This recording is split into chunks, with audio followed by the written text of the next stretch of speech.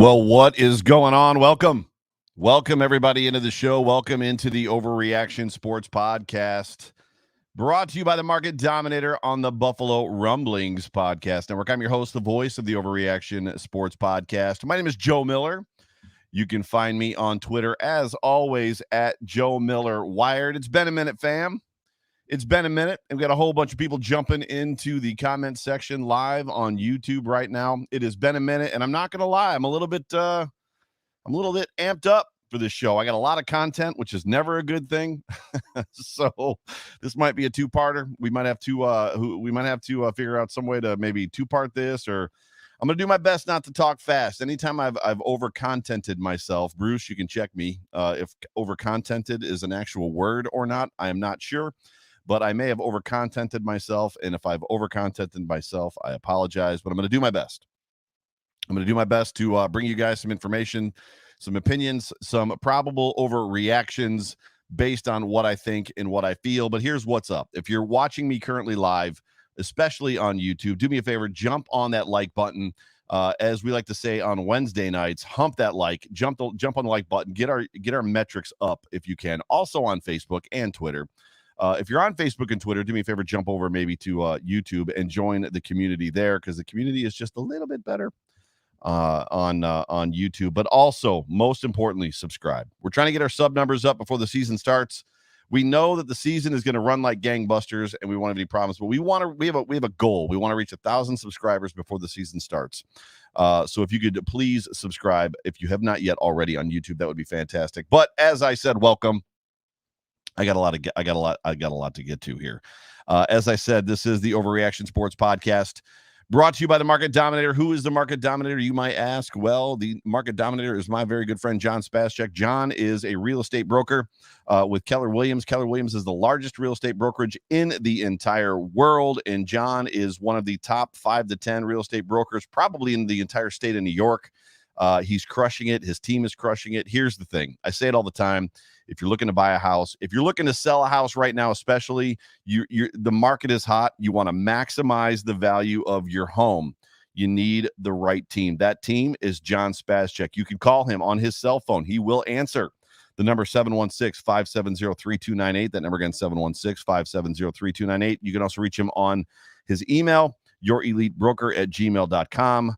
You can also find him on Twitter. He is Bills Mafia. You can find him at Your Elite Broker. So this is what I got going on. I'm excited to have you guys here. And like I always say, whether this podcast finds you around a cup of coffee, right?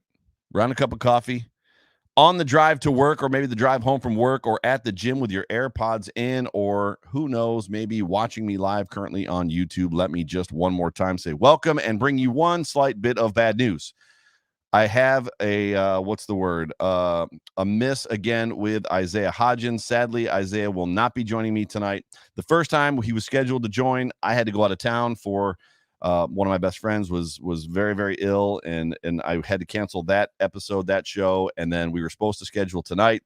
And then basically what happened was he ended up having to catch a red-eye flight out of California. So it just didn't work out. We will get that rescheduled. I apologize. Hopefully we'll get him very soon. But you're stuck with me for this episode of the Overreaction Sports Podcast, and I hope that's okay. A couple quick notes real quick. Training camp opens July 27th. July 27th, fam. That's like 15 days away, 16 days away, and football officially returns. It will be at One Bills Drive. Remember, the Bills will once again be there, and not at St. John Fisher this year due to COVID protocols. Basically that have been put in place from the league. Sean McDermott and Brandon Beane basically said a couple weeks ago, if you are living under a rock and you did not know this, they said a couple weeks ago that it just was too much for St. John Fisher. They were willing to try to work with the Bills, but it was just too much. They were asking too much. The NFL was asking too much to kind of get St. John Fisher ready. It was just easier to keep everybody home. So that's what they're going to be doing one more time this year. They are, and we have not yet heard, looking into having a couple open practices in the stadium, which I hope they do. That would be amazing, especially because it would give me an opportunity to meet some of y'all. But it's good to have all you guys in here. There's a whole bunch of people up in the chat. I appreciate you guys. I love you guys. But speaking of COVID protocols, real quick, and I'm going to rush through this real quick, and I'm not going to get controversial. A couple weeks ago, Cole Beasley brought a little heat with him into the Twitter when he went on a Twitter rant that literally showed the divide in America as it pertains to this pandemic that we're going through right now. I'm not going to talk about it, but I will say this in regards to context as it pertains to protocols with the NFL. His initial comments, when we talk about context, were towards the NFLPA and a unilateral decision that the NFLPA made and basically just agreed to protocols that the NFL had laid down and then told the players, this is what we've agreed to, never talked to him. That made Cole mad. So Cole took to Twitter, and then obviously everything spiraled out of control from there. What's important in this conversation is two things. Number one, the NFLPA did respond to Cole, and they told him basically that what they've done is they've agreed to, or the NFL has agreed to, these protocols only happening or taking place up into the end of preseason. So once the season starts, those protocols effectively potentially go away. Now, obviously, I don't care about all the other riffraff. I don't care about the trash. I don't care about the comments back and forth. I don't care about what side of the divide you're on. What I'm talking about is as it pertains to the protocols. And we've seen state, federal governments, like everything, walk this thing back to the point that even now, whether it's MetLife Stadium in New Jersey or Highmark Stadium in Buffalo, they're going to be allowing fans in the stands, vaccinated or not, positive test or not. Everybody's going to be allowed into the stadium. So the question is going to be, because there's been a lot of conversation, we're not really going to talk about it. We probably will soon, about just vaccination levels with teams, competitive advantages, things of that nature. And here's the thing. We don't know at this point in time what those protocols are going to be from the NFL. Will there be some? I would venture to guess there will be some sort of protocols that the NFL will lay down for the teams. Is it going to be as strict as we see it right now? We just don't know. At the rate that everything's getting walked back, I would probably say not. However, through preseason, through training camp, those protocols are going to remain in place, the same ones from 2020. So all that to say that to wrap up that final conversation, I'm a little bit all over the map. I apologize. Bills training camp is going to be at One Bills Drive. Sorry, Rochester. Hopefully we'll get to see you next year. But with that, we got a lot of Josh Allen talk. We had a fantastic conversation. My bestie and me, Jay Spence, had a great conversation with Bruce Nolan, who's in the chat on Wednesday on the HUMP Hotline. If you did not catch that conversation, go back right after this and watch it, and then go and listen to Bruce's Thursday podcast as we talked about Josh Allen and basically what the opportunity was, or what the realistic probability was of Josh potentially regressing. And I would say that we all kind of came out of it with the same feeling that it's not highly probable that Josh is going to regress. If he does regress, there's a highly probable scenario that when he regresses, it's not going to be a situation where the wheels completely fall off, right? If he regresses, it's potentially due to a couple other things that we'll get into in a second. But there is a lot of Josh Allen talk, and I'm going to be honest with you. I said it a second ago. I'm here for it. The more we can talk about Josh Allen, the more I just want to talk as much as possible about Josh Allen. Let's talk Josh Allen every day. I'm not saying I'm going to do a podcast every day, but man, this kid is special. And it's just, I can feel the energy and the excitement and the anticipation for this season is becoming palpable for me. And a lot of that is based around Josh Allen and my excitement for what we're going to see from him in 2021. Now, this is what I want to ask you, and we talked about it on last Wednesday. Do you really understand? Do you fathom for 1 second the kind of year that Josh Allen had last year, coming off of the year that he had prior in 2019? The jump that this kid took is beyond. It's Brett Favre-esque in the sense of Brett Favre's first season in the NFL. He played for the Falcons. He threw 4 passes. 2 of them were incomplete. 2 were completed for interceptions. And then the next year, Brett Favre goes to the Packers and becomes a quarterback and is a stud. Like, that's all. I'm not saying that it's exactly the same, but Josh Allen's 2019 to 2020 jump was insane. It was unheralded. It was unprecedented, to the point now where people are saying, who's the next Josh Allen? I've got a hint for the NFL, and I've got a hint for fan bases around the NFL. There is no next Josh Allen. This is probably never going to happen again. This kid, at least what he did from 2019 to 2020, was special. And if this kid is who we think he is, and if he ends up being the player we believe he's going to be for the next decade, this is my charge to you, Bills Mafia. don't take a moment of it for granted. Don't miss it. Don't take a moment, a single moment of what you're going to watch, not only in 2021, but in 2022, 2023, 2024, 2025, etc., etc., etc. Take in every single moment, the good, the great, the ugly, the bad. If he has unbelievable plays, soak it in. If he's got meh plays, soak it in. If he pitches the ball behind his back to keep a play alive, soak it in. Don't do what so many of us older Bills fans did, which was basically take those glory years for granted, and they went by so fast. And I'm just telling you right now, as a 48-year-old man who's a Bills fan, been a Bills fan his whole entire life, I'm not going to take a single moment of this for granted. But I want to talk about Josh Allen. And there are questions coming into the chat, and I'll try to get to some questions if we have time in a little bit. I apologize. I love you guys in the comment section. I love you guys in the chat. It's just hard to do a solo podcast made for radio when I got live people listening. So I'm not ignoring you, and the day will come where we will be able to do super chats, and you guys will be able to get my attention, ask an appropriate question. I can bring it up, and we can answer it. However, right now, we don't have that capability, and I don't have the ability to respond to you. So please just bear with me. You guys can talk all you want in the comment section, and I'll get to some questions later if we have time. We're doing pretty good right now. I got through quite a bit, but this is what I want to talk about. I want to do some comparisons. I want to do some comparisons as we talk about Josh Allen, what he did in 2019, what he did in 2020, how those compare to other quarterbacks of note. And yes, there are some differences, what that potentially means in 2021 or could mean for 2021 for Josh Allen. And then basically, I want to give a real quick prediction on what I think is going to happen with the wide receiver battle and who the Bills are going to keep. Now, I have no inside information. I have no sources. We clearly have a track record of what Sean McDermott and Brandon Beane has done on this roster. I don't necessarily mean that that's going to hold stat or hold pat, and it's going to remain the same every single time that the Buffalo Bills trot out a 53-man roster. So I've got some ideas. But this is what I want to talk about. Josh Allen in 2019 threw for 3,089 yards, 58% completion percentage, 20 touchdowns, 9 interceptions. He got sacked 38 times. He had a passer rating of 85.3. And I think all of us would agree that as much as we believe or saw that we felt that he had passed some eye test things, and there is no measurable statistic for eye tests, we just saw flashes of what we would consider potential.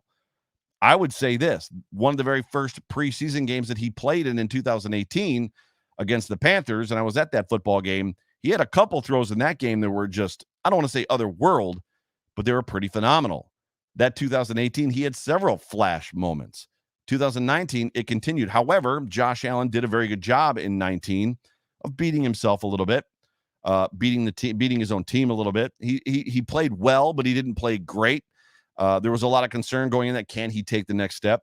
Bruce Nolan and I had a great conversation prior to the 2020 season about plateauing and what plateauing would mean at that point. So if Josh Allen came into 2020, threw for 3,000 yards, 58 or 59% completions, and 19 or 22 touchdowns, and had a similar year, that actually potentially could have been what we would consider a step back, because he didn't, even though he didn't take a step back, he also didn't take a step forward. And the reality is that when you're at that point in your career, if you're not taking steps forward, if you're just plateauing, you're kind of regressing.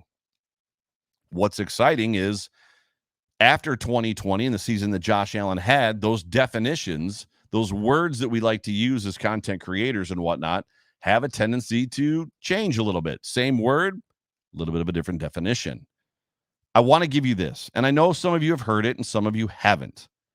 I just gave you Josh Allen stats in 2019, and I know that you've got rebuttals already, but I want to give you this. Jim Kelly, throughout his career, averaged 3,224 yards a season. That was his average per season, about 150 yards more than Josh Allen. He had 60% completion percentage through his career, 21 touchdowns average per season. His highest was 33. He averaged 16 interceptions a season. His lowest was 9. He finished his career with an average of an 84.4 rating. Another fun name, Brett Favre.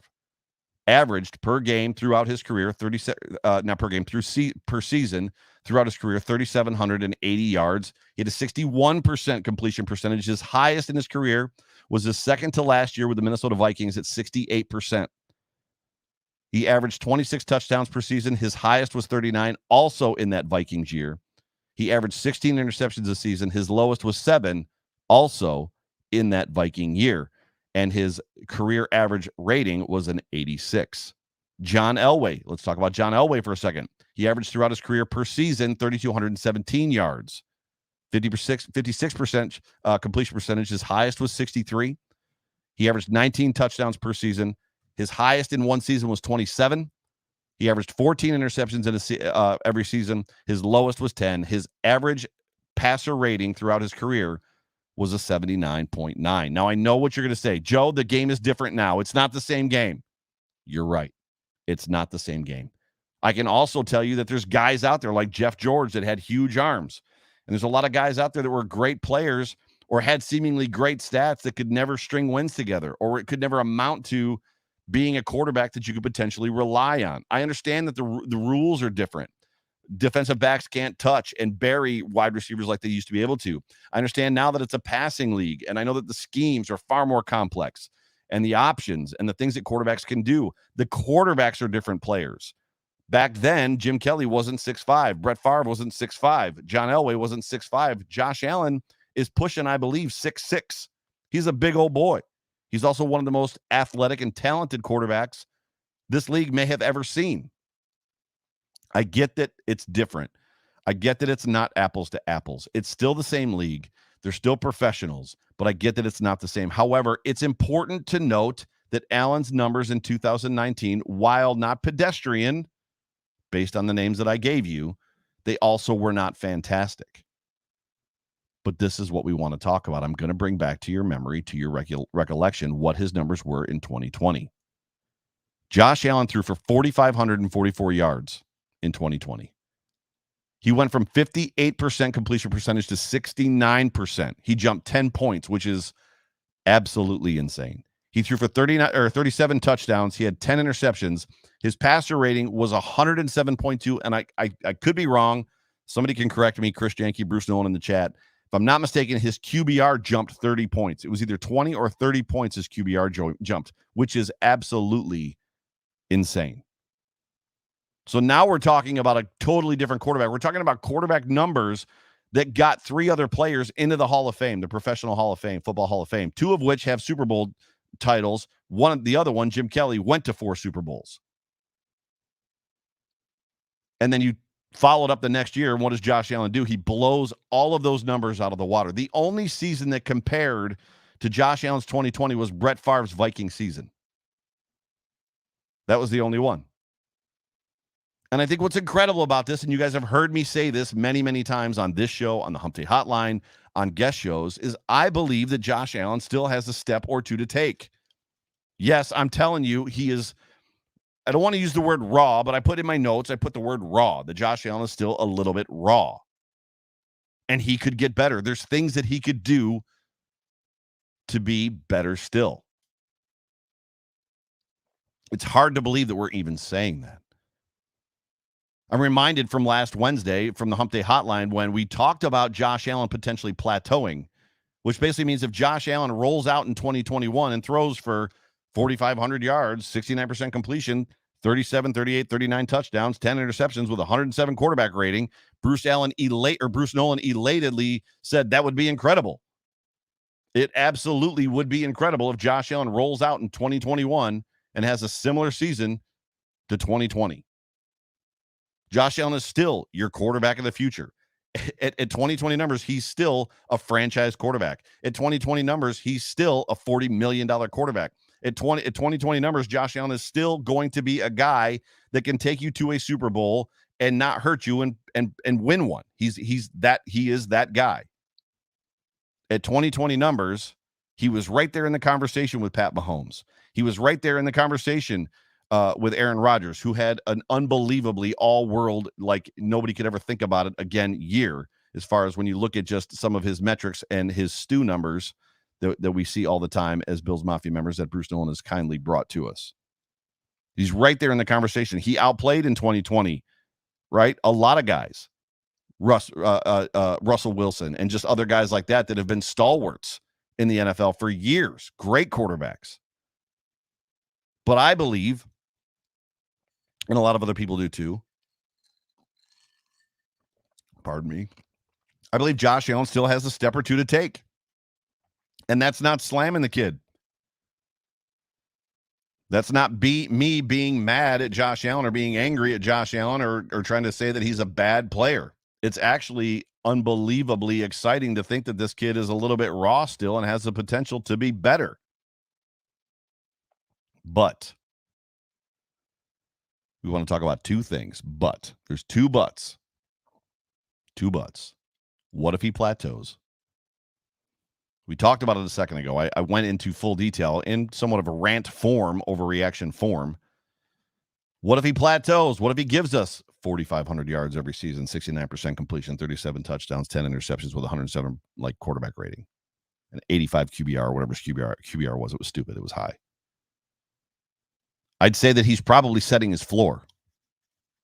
Well, what does that mean? What's his floor? His floor means is the average year you're going to get from Josh Allen. What can we tip? If you're a fantasy player, you basically you project, right, based off of what a player, Davante Adams, has done the last couple of years, what he's going to do in 2021. Davante Adams has a floor. He has a mean. You have an idea of what he's going to give you, how many catches, how many yards, how many touchdowns, yada, yada, yada. That's a floor. If Josh Allen has a plateau season in 2021, all of us would probably agree, especially the content creators, that he's setting his floor, that this is unless the wheels come off, he's injured, he's got a serious problem. He has a new offensive coordinator and they're not on the same page and they don't have the weapons. And, dare I say, I've talked about it a lot. Maybe a coordinator that's trying to force a system on a bunch of guys that aren't ready to play that system, which we've seen Dable do even in 2020. I'm not saying that Dable's going to do that. I'm just saying, hypothetically speaking, down the road when Dable becomes a head coach, because he's going to be. If Josh regresses that way, that's going to be different. But outside of that, plateauing, setting his floor, means this is who we're going to get. And I'm going to tell you this, it's going to be pretty exciting. Would you take 2020 Josh Allen forever? Ask yourself that question. Would I take 2020 Josh Allen forever? Would I take 2020 Josh Allen for? Yes. Yes. And twice on Sunday. Wait, they play on Sunday. Yes, I'll take 2020 Josh Allen forever. But then what if he does have the ability to potentially take another step, become an even better quarterback than he already is? Is that possible? It's possible. What if he regresses? So let's talk about the other but. But what if he regresses? And I'm surprisingly getting through my content relatively quickly, which I like. So that's good. So I should be able to get through most of this stuff. There's two types. In my opinion, there's probably more, but for Josh Allen this season, there's going to be two types of regression. And I'm sure that there's variations in between all over the place, but we're going to talk about on this show right now, and you're going to listen to me, or you can turn it off.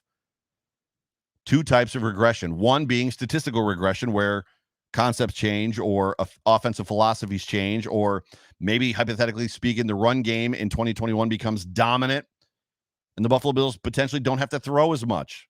Yay for not as fun to watch football. But what does that mean? What does it mean if Josh Allen's numbers in 2021 go down? So he throws for, instead of throwing for 4,500, he throws for 4,000 and I don't even know, 4,050 yards. Maybe he's in that 71% completion percentage. He's throwing for 31 touchdowns or 28 touchdowns. He's got, fewer interceptions because basically let's if they're running the ball and they're being effective, they don't need it. What does that mean?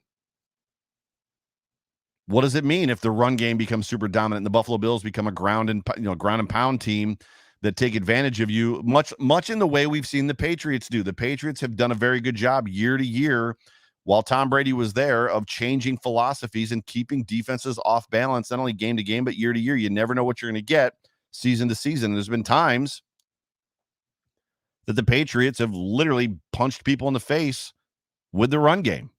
Does that mean that Tom Brady all of a sudden was a bad quarterback? So if the Bills find success, dominating great success somehow with something other than Josh Allen's arm in this season, and they don't need it, does that mean that Josh Allen is regressing? What does it mean? I would tell you nothing. It means nothing. The Buffalo Bills win 13 games this season, and Josh Allen's numbers dip a little bit. Who cares?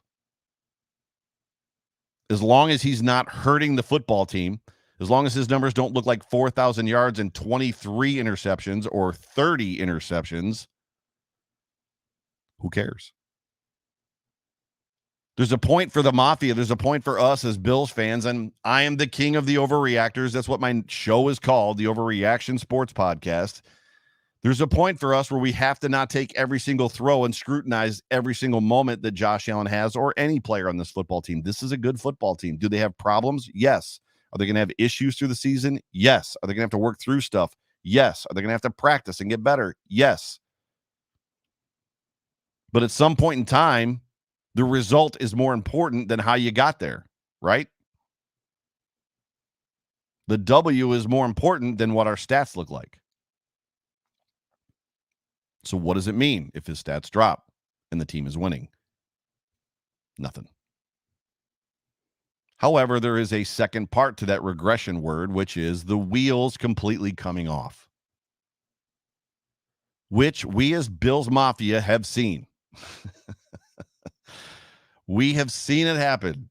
Whether you want to talk about high moments and high points with guys like JP Lossman, who at times flashed with Lee Evans and looked fantastic, or Trent Edwards when he came out of the gates hot at 4-0 or whatever it was, and then he got destroyed by Adrian Peterson from the Cardinals, right? And never looked the same again. Or what about Ryan Fitzpatrick? We all love Ryan Fitzpatrick. Came out hot. They gave him what was it, $54 or $64 million contract, and then right, gone. What if the wheels come off from a regression standpoint, a la Carson Wentz or some other quarterbacks who got signed after one good, great statistical year, Jared Goff? Well, Bills Mafia, I would tell you at that point in time, we need to worry. If Josh Allen comes out in 2021 and looks lost, literally, if 2020 to 2021 looks like Nathan Peterman preseason to regular season, we're in trouble. Did you hear what I just said? If Josh Allen looks from 2020 to 2021 like Nathan Peterman preseason, do you remember Nathan Peterman preseason? All of us were like, I don't know who this kid is, but put him in the game. This kid can play. They put him in the game, and the dude lost his mind. Totally lost his mind. So if Josh Allen's 2020 to 21 looks like Nathan Peterman's preseason to regular season, it's panic button time. And it wouldn't surprise me if you see Mitchell Trubisky once in a while in football games, a la Ryan Fitzpatrick behind Tua, coming in to save the day, save our bacon. God, I hope that doesn't happen. Please, Lord, don't let that happen.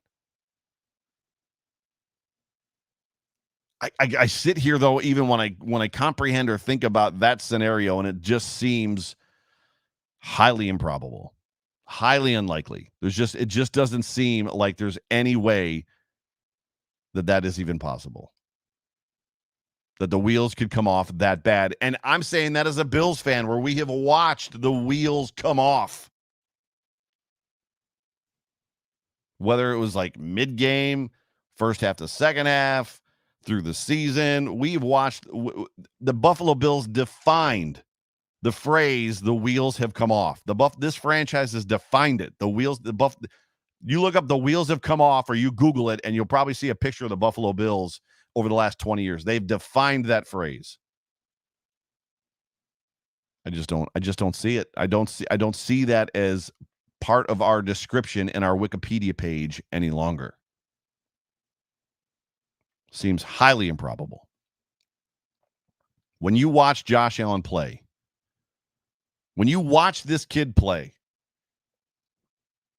when you hear the breakdowns of his game, when you hear guys like Greg Thompson, Bruce Nolan, Eric Turner, when you hear these guys, the smart guys, the guys that know football way better than I know football, they're talking about Josh Allen running offenses that are nothing compared to the offenses that Carson Wentz runs, or the offenses that Jared Goff runs, or the offenses where they've got training wheels on for these quarterbacks, Mitch Trubisky, the offenses that they run. Josh Allen is running complex offenses, and he's also, we've seen the videos this week, he works seemingly harder than any quarterback, maybe aside from Tom Brady, that we've ever seen. The kid doesn't stop, except for an occasional trip to Mexico where he's drinking margaritas, and I can't blame him. He's got a beautiful girlfriend. If I was a professional athlete and I had the money that Josh Allen had from basically March to sometime around now, I'd be in Mexico. But that kid's not. He's grinding. He is a grinder, and he's got, you wonder, and this is sidebar, you wonder how long the I've got something to prove is going to last. And we saw how long it lasted with a guy like Thurman Thomas. We've seen guys with chips on their shoulders carry that through an entire season. This kid is special. I'm here for it. I'm not going to waste a single minute. I'm going to take it all in, even the losses. I'm going to take all the losses in. I'm going to enjoy everything that I see. I would suggest that you do too. So this is what we're going to talk about. And if you guys want to just start blowing up the comment section with Josh Allen 2021 predictions, keeping in mind that there is a 17th game in 2021. Bruce Nolan, nobody loses the wheels like the Buffalo Bills. That's good, bro. Good to see you, Jeff King. Good to see all the people in the chat. Richard Rush, Chris Janke, the real Chris Janke. Mick Nizzle, love that name. Throw in the chat right now what you guys think. Give me some Josh Allen predictions. 2021 season predictions as far as his numbers. One extra game in 2021. This is big. And I'm one of the guys that coming off of 19 wanted Dable gone. This is his 4th year with Brian Dable. 4th season with Brian Dable, and Josh Allen has only had one offensive coordinator his entire NFL career. That is pretty much unheard of for a young quarterback in the NFL. And believe me, it has mattered. As much as a lot of us, I'm not saying how much of the fan base in 2019, but there was a good chunk of us. Look, I'm not afraid to admit I was wrong. I didn't want Josh Allen. I wanted Josh Rosen. Josh Allen was a 3-year project. I didn't want to wait 3 years. I wanted to win now. We drafted Josh Allen. It was what it was. He leaps over, was it Matt Barr from the Vikings, and then does the Superman over the pylon. I'm a Josh Allen fan, and then like the rest is history, right? 2019, I felt that Dable got cute too often. I felt that he outcoached himself. Hey, the Browns have a horrible run defense. Well, we're going to throw the ball. Like, why would you do that? And you lose the football game. But this is the point. This is the moment. Rubber meets the road. It has mattered that Brian Dable has been with Josh Allen for 4 years. It has absolutely 1,000% mattered. Spin 0481 says 5,100 yards, 57 combined touchdowns, 9 interceptions. Anthony Barr. Thank you, Chris. Anthony's my dude. I'm just going to make you a producer. I'm going to like literally give you credentials and you can sit in here with me. And like, if I could get you to talk in my ear, it would be amazing. Richard Rush says 4,900 plus yards, 40 touchdowns, 72% completions. Dale Sure. Family. What's up, fam? 4,800 yards, 40 touchdown passes. This is what I got. I've got Josh Allen, 17 game season, barring no injuries. In 2020, I'm going to give you this first. He averaged 284 yards per game. 284. Now, I'm not saying that it's unheralded or unheard of, but it's difficult to average throughout an entire game, 300 yards per game.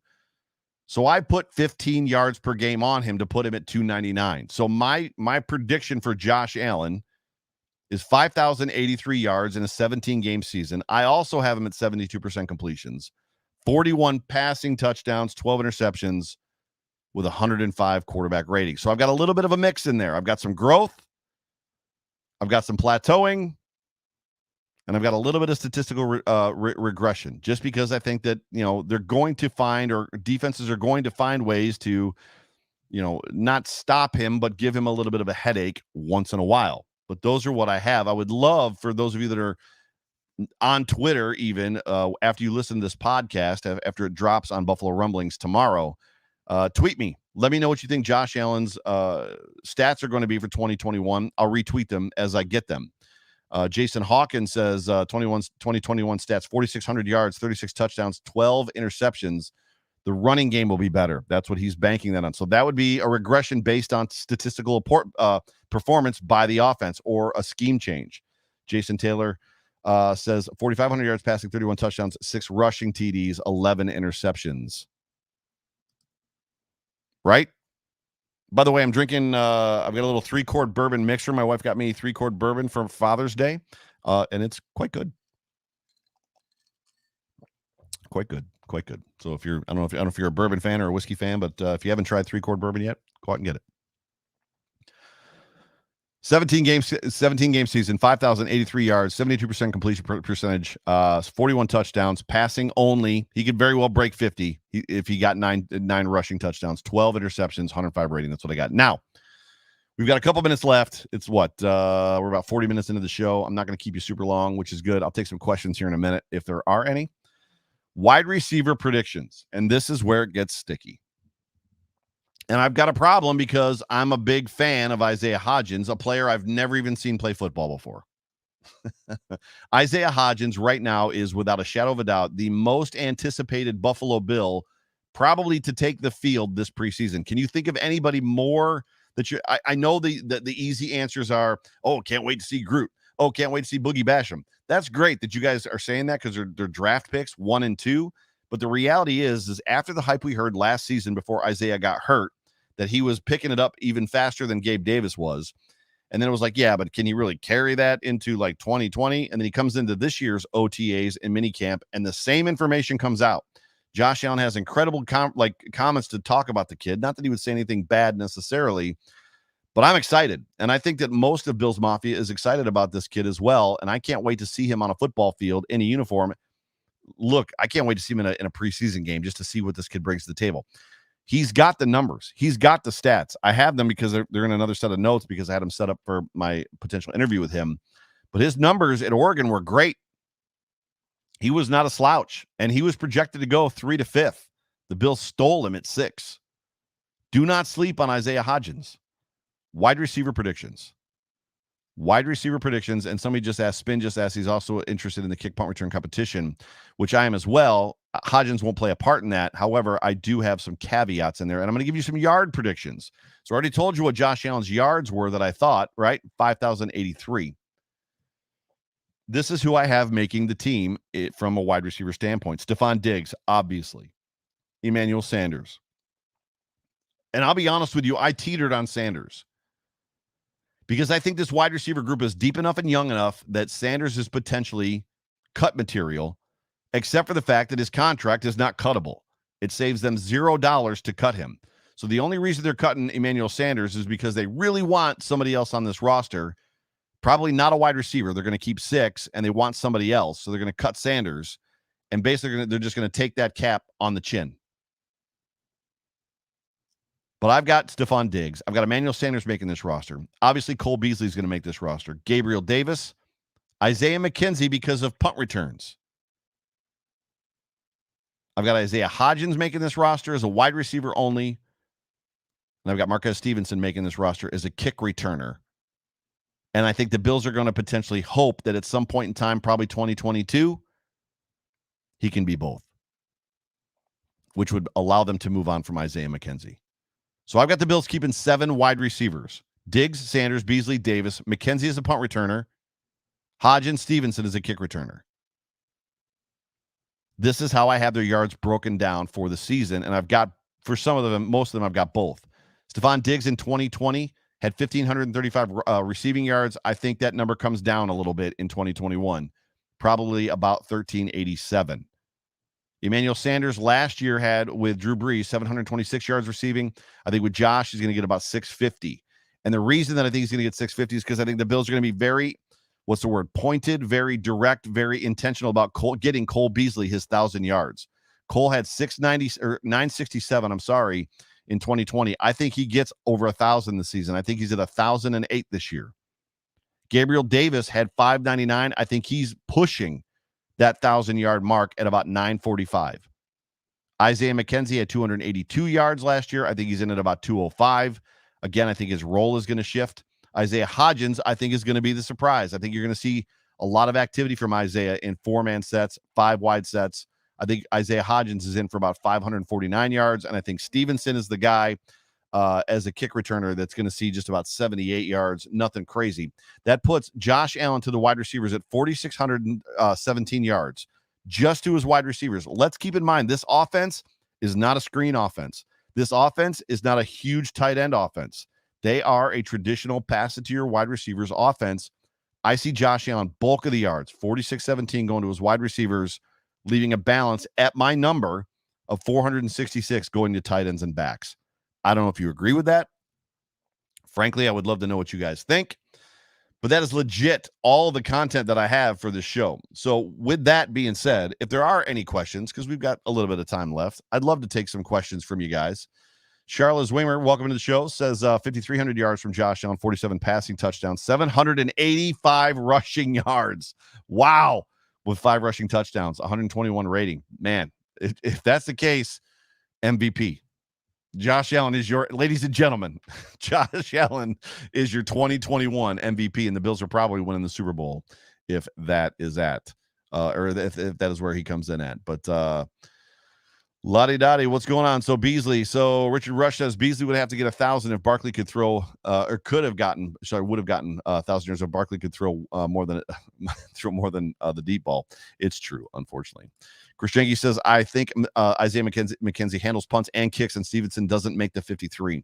Prime practice squad material guy, though. It is possible. I think for me, I kept him on the roster because I have a fear that the Bills could potentially lose him. The Bills are in a position all over this roster where they're going to be cutting guys that are going to be starters on other football teams. Isaiah McKenzie is one of those guys.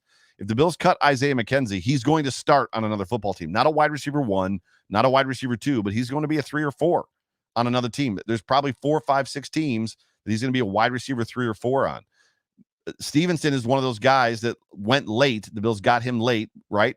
So my fear is that I don't know if they'll be able to stash him necessarily on the practice squad. So looking for questions in the chat section.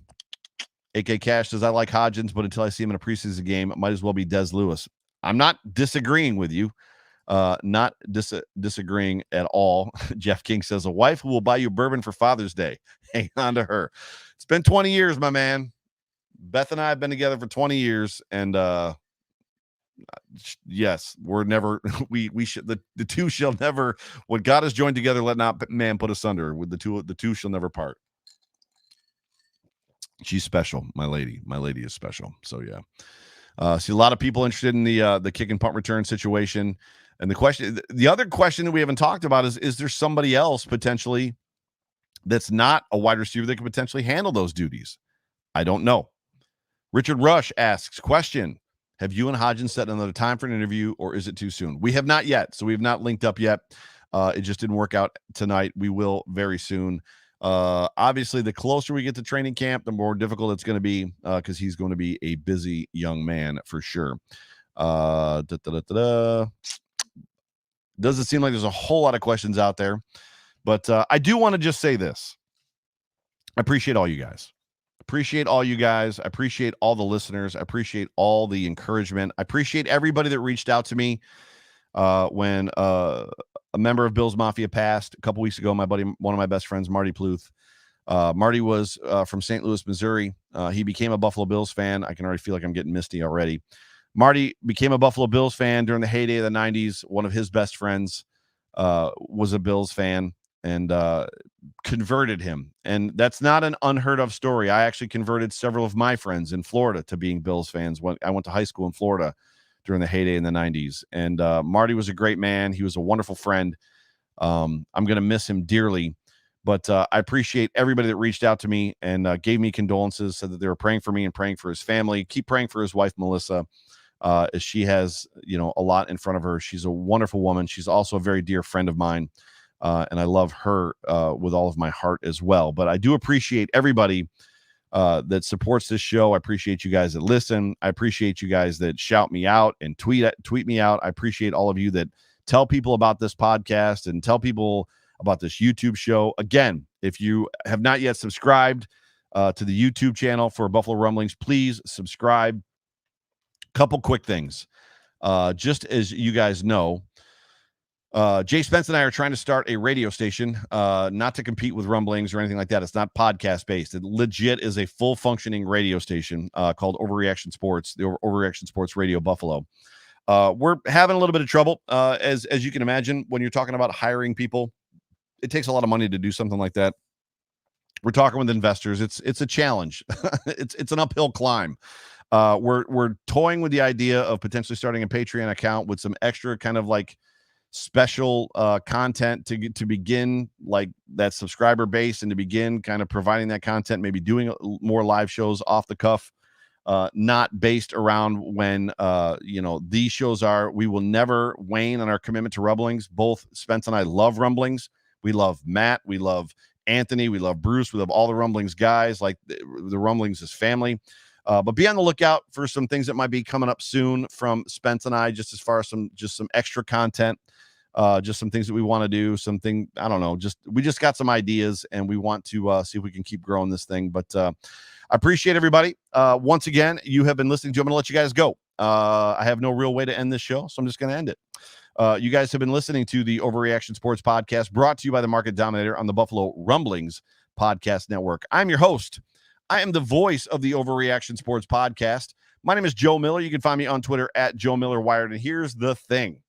I have this one guarantee. If you follow me on Twitter, I will follow you back, and I will not unfollow you unless you tweet porn. So do me a favor. If you're on Twitter, if you have not yet followed me, jump on there. Do me a favor. Follow me. I'll follow you back. I appreciate all you guys. Until next time, my name is Joe Miller, and we'll see you on Wednesday for the Hump Day Hotline. Love y'all. Peace out, and go Bills.